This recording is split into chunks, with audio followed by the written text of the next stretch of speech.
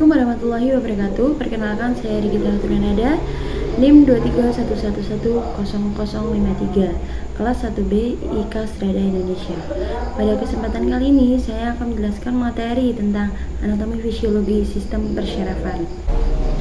Sistem syaraf adalah jaringan kompleks yang terdiri dari serabut-serabut syaraf untuk mengatur serta mengkoordinasikan seluruh aktivitas tubuh seperti melihat, bergerak, hingga mengendalikan kerja dari berbagai organ tubuh.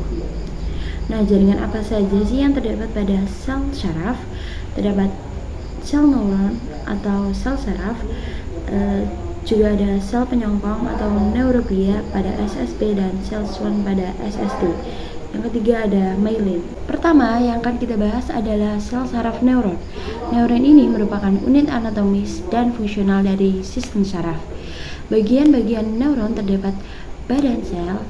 Yang kedua ada dendrit berfungsi menghantarkan impuls menuju badan sel. Yang ketiga ada akson berfungsi menghantarkan impuls keluar dari badan sel. Fungsi neuron sendiri adalah menghantarkan impuls saraf ke seluruh tubuh. Impuls neuron bersifat listrik di sepanjang neuron dan bersifat kimia di antara neuron.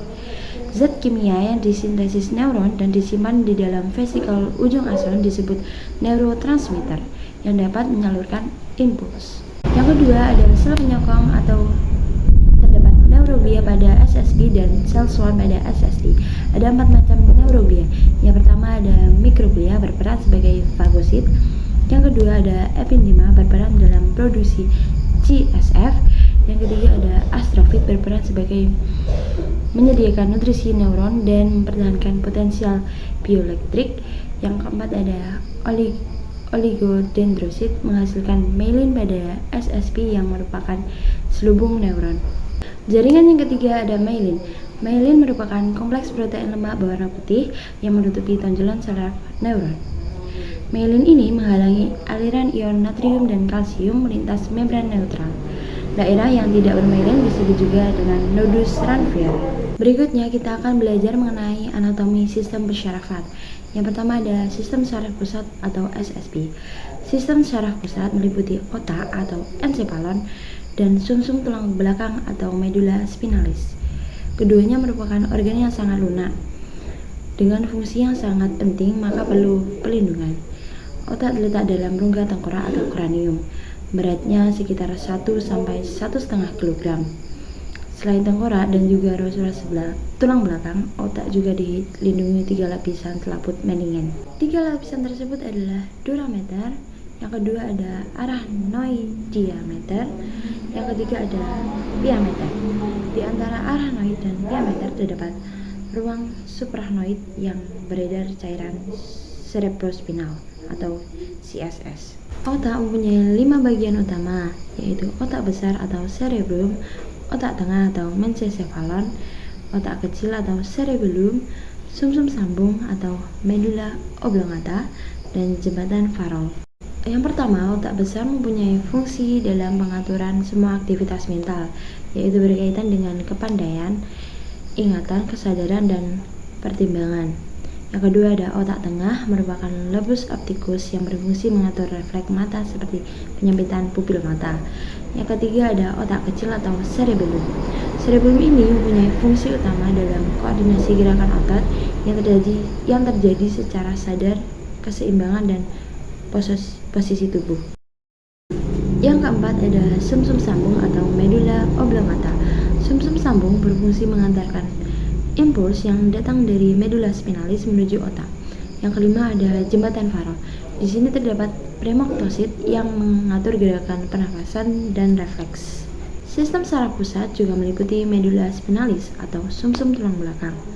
Sumsum tulang belakang terbagi menjadi 2 lapisan, yaitu lapisan luar yang berwarna putih dan lapisan dalam berbentuk kupu-kupu yang berwarna kelabu. Sumsum tulang belakang dilindungi oleh tulang belakang yang keras. Tulang belakang ini terdiri dari 33 ruas. Di dalam sumsum tulang belakang terdapat saraf sensorik, motorik, dan penghubung. Fungsi saraf-saraf tersebut adalah sebagai pengantar impuls dari otak dan ke otak. Sumsum tulang belakang memiliki fungsi penting dalam tubuh.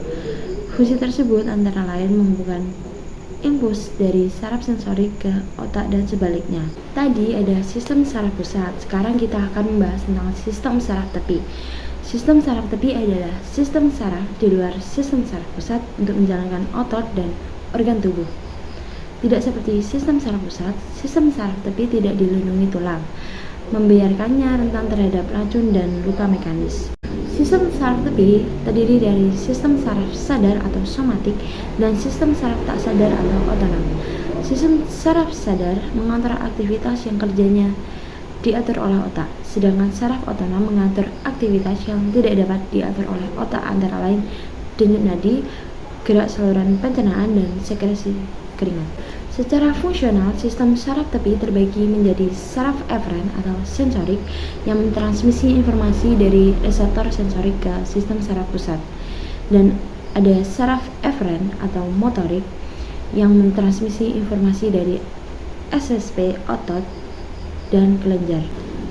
Sistem saraf sadar terdiri dari 12 pasang serabut otak dan terdiri dari 3 pasang saraf sensorik, 5 pasang saraf motorik, 4 pasang saraf gabungan. Nervus cranialis terbagi menjadi 12 nervus, diantaranya adalah nervus olfactorius mensarafi indera penciuman. Nomor 2 ada nervus opticus mensarafi indera penglihatan. Yang ketiga ada nervus oculomotorius mensarafi gerakan bola mata dari dalam keluar. Yang keempat ada nervus trochlearis mensarafi gerakan bola mata ke bawah dan ke samping kanan kiri. Yang kelima ada nervus trigeminus mensarafi kulit wajah, refleks kornea, kepekaan lidah dan gigi. Yang keenam ada nervus abducens mensarafi gerakan bola mata ke samping. Yang ketujuh ada nervus facialis mensarafi otot wajah, lidah atau pengecapan. Yang kedelapan ada nervus auditorius mensarafi indera pendengaran, menjaga keseimbangan. Yang kesembilan ada nervus glossopharyngeus mensarafi gerakan lidah atau menelan. Yang kesepuluh ada nervus vagus mensarafi faring, laring, dan gerakan pita suara. Yang ke-11 ada nervus accessorius mensarafi gerakan kepala dan bahu. Yang terakhir ada nervus hypoglossus mensarafi gerakan lidah. Sistem saraf otonom disusun oleh serabut saraf yang berasal dari otak maupun dari sumsum tulang belakang dan menuju organ yang bersangkutan. Sistem saraf otonom dapat dibagi atas sistem saraf simpatik dan sistem saraf parasimpatik. Fungsi dari parasimpatik dan simpatik adalah menghasilkan pupil, menstimulasi aliran darah, memperlambat denyut nadi, dan membesarkan bronkus. Baik, itu tadi penjelasan singkat dari saya tentang sistem persyarafan. Wassalamualaikum warahmatullahi wabarakatuh.